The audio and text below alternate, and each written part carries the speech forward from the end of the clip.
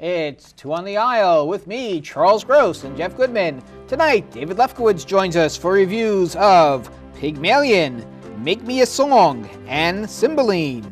Plus, the Performing Arts Insider, Top 10 Shows of the Year. Ladies and gentlemen, welcome to Two on the Aisle. Good evening, I'm Charles Gross. Welcome to Two on the Aisle. Jeff Goodman is on assignment in Thailand. Well, I'm here to take his place just for tonight. Dave Lefkowitz, very happy to be with you.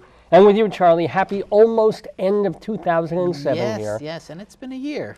Yeah, I think it's been a pretty darn good year in theater, and we'll be talking about that, as well as some shows that we've both seen recently. Yes. Covering more in depth. Okay, well, let's start with Pygmalion. Okay. This is George Bernard Shaw's masterpiece, one of the greatest plays ever written as far as I'm concerned. And it is back on Broadway, a show that has, at one point, no one would touch because My Fair Lady, the musical that was based on it, right, kind of shut it down. Yeah, to see that story, they wanted to do My Fair Lady they would do instead. My Fair Lady. But this is its second Broadway revival, I think, since My Fair Lady opened. Mm-hmm. And it was good, but a little disappointing for me at times. Oh, really? Why? Yeah. Well, you know, it's interesting because My Fair Lady was actually not based on the play Pygmalion. It was based on the movie Pygmalion. I don't know if you've ever seen it. I know it starred Wendy Hiller and Leslie Howard. Yes. Okay. And the ending for My Fair Lady was actually from the movie of Pygmalion. Shaw actually wrote that, possibly reluctantly.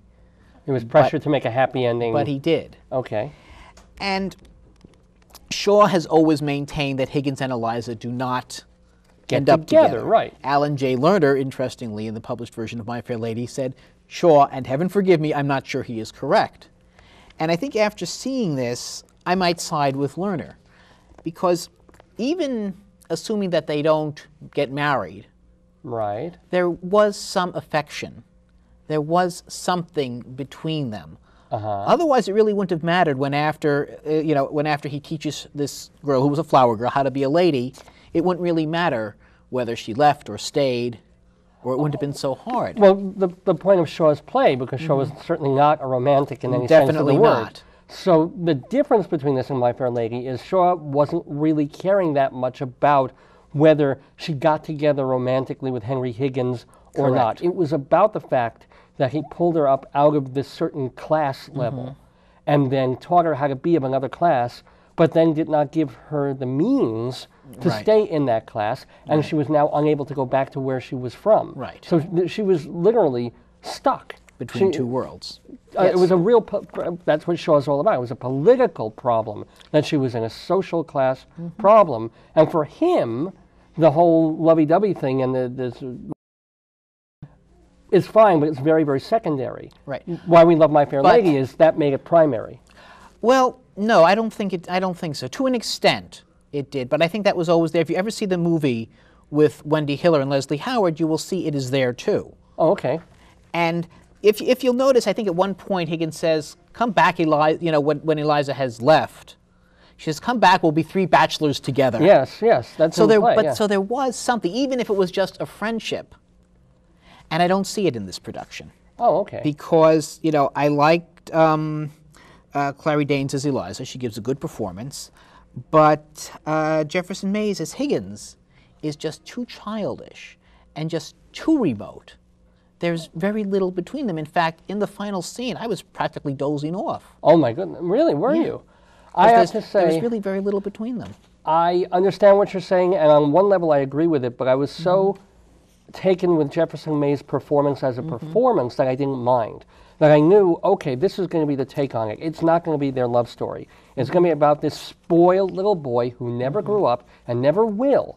And he has this science experiment that he conducts, and he actually makes a tremendous success out of it, but it also goes awry in the sense that he's created, it's another kind of Frankensteinian story.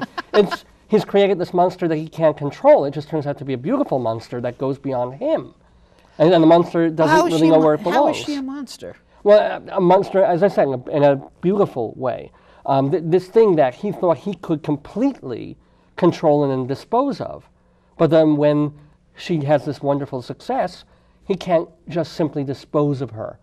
She's part of his life. He's grown accustomed to her face. Except that he hasn't.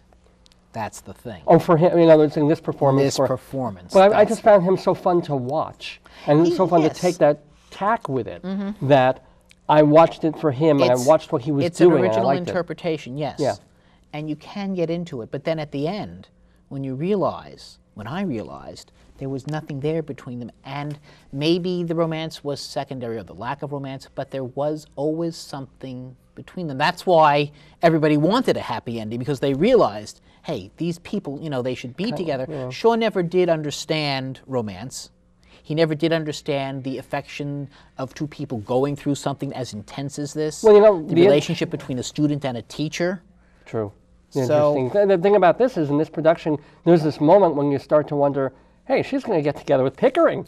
Well, interesting, because this is a very young Pickering. This is a Boyd Gaines. Right. Well, he's playing older guy roles now. He's starting to move into that. He just did with Journey's End last season, playing the older soldier. I'm like, older soldier? That's Valerie Bertinelli's boyfriend on One Day at a Time. How can he be an old soldier now? Well, he's a middle-aged soldier. Yeah, okay, yeah. And he's an extremely young Pickering. Right. So, he's practically the same age as Higgins almost. Well, not quite, but... Yeah, okay. Well, they're friends. It would make sense in a way. But this isn't... Yeah. Yeah, so it's... So, but I see your point. It bothered you more than it bothered me. Yes. I like the tone of the play. I like the performance, and I usually don't like Shaw that much. We've gotten a lot of mediocre. See, I love Shaw. Oh, you do? Shaw is one of my top favorite playwrights. See him, he'll get me for a while, and then characters will start spouting. I have the same problem usually with Tom Stoppard. I'll get in with it, and then for about 20 minutes it will lose me completely. I'm like, shut up. Well, it did lose me completely at the end. Wow, okay. And for Pygmalion to lose me. Yeah, exactly. And you're right, this is one of his best plays. And I still recommend it highly.